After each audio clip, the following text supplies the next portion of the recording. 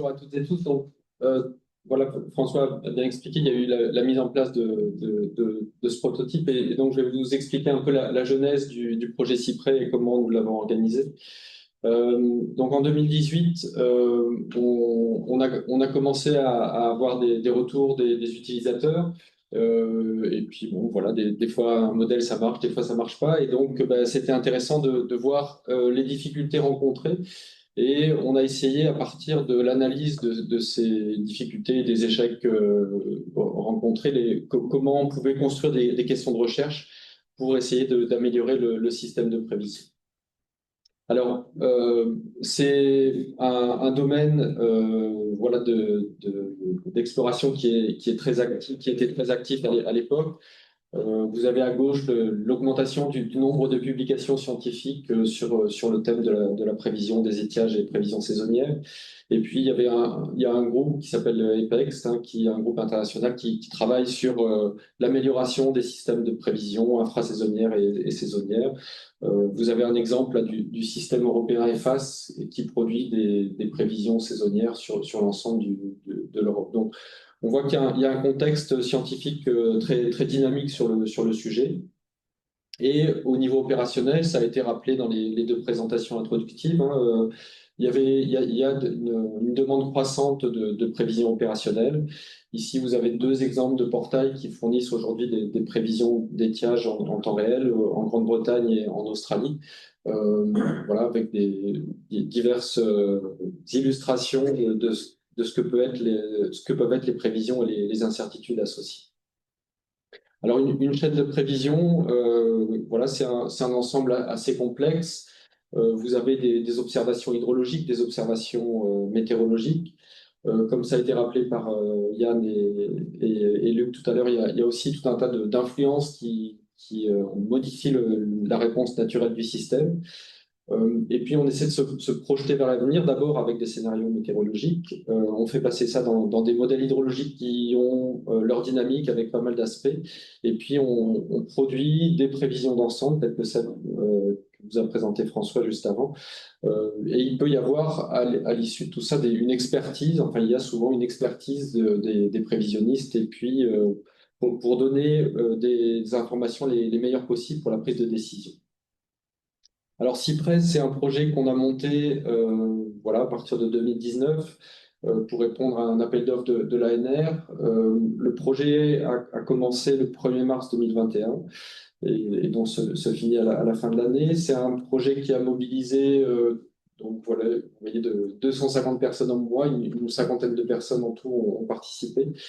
Et nous avions un budget, enfin une aide de l'ANR d'environ 700 000 euros, plus une aide de l'OFB et de l'ADEB d'environ 100 000 euros. Donc ça nous a permis de financer ou cofinancer 3 thèses, 3 postdocs, 2 ingénieurs contractuels et puis des stagiaires. Alors l'organisation du projet, on l'a construit autour de 5 défis scientifiques. Donc il y avait un premier work package de coordination. Le premier Work Package scientifique, le Work Package 2, avait pour objectif de développer des prévisions atmosphériques sans coutume.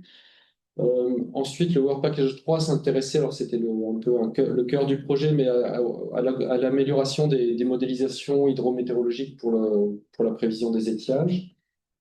On avait aussi imaginé un work package sur la question des incertitudes. Hein, ça a été rappelé tout à l'heure. Voilà, il y a de nombreuses sources d'incertitudes, des observations vers les modèles jusqu'aux sorties. Et donc, comment on peut intégrer ces incertitudes. Et puis, un work package 5 qui avait pour objectif d'évaluer nos chaînes de prévision, évaluer leur l'efficacité. Est-ce que ça a amélioré la prévisibilité des étiages? Et puis un dernier qui était plus tourné vers l'opérationnel, comment à partir de ça on peut construire une plateforme améliorée par rapport à la plateforme qu'on avait en 2020. Et donc François a fait du teasing et vous rappellera cet après-midi voilà les évolutions de la plateforme. Alors pour mener à bien ces recherches, nous avons élargi un peu le consortium de départ.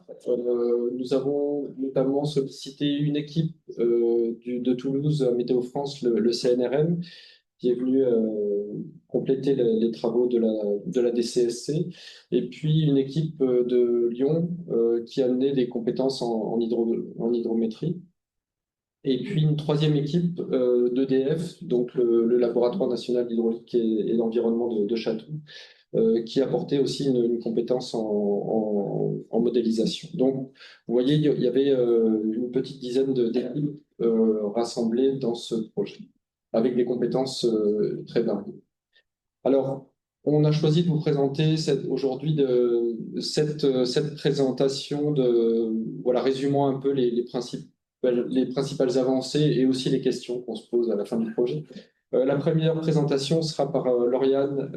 Elle vous présentera les travaux qui ont été faits sur l'amélioration des prévisions météorologiques, voir comment on peut combiner différentes sources d'informations. Ensuite, François et les collègues vous présenteront des travaux sur l'amélioration des structures de modèles hydrologiques et comment on peut mieux les faire fonctionner pour la prévision des étiages.